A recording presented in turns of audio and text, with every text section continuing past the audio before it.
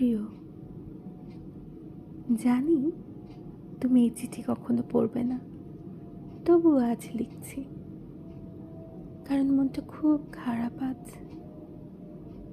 তুমি হয়তো জানো না, তোমার অবহেলা, তোমার চুপ করে থাকা আর ভেতরটা কেমন করে ভেঙে দিচ্ছে ধীরে ধীরে প্রতিদিন।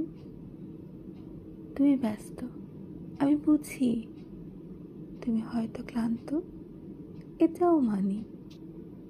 কিন্তু একটা সময় ছিল যখন তুমি কেবল আমার জন্য সময় রাখতে। আজ আমি তোমার সময়ে নেই।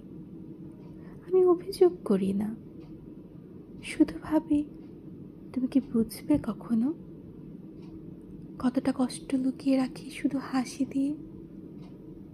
আজ লিখে ফেললাম এই মন খারাপের চিঠিটা,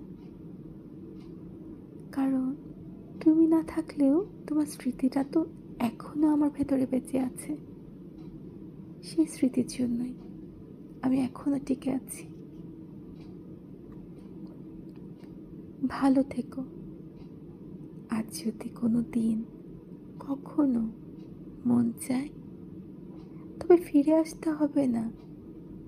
শুধু একবার ভেবো, কেউ ছিল যে নিঃশব্দে খুব ভালোবাসতো তোমায়।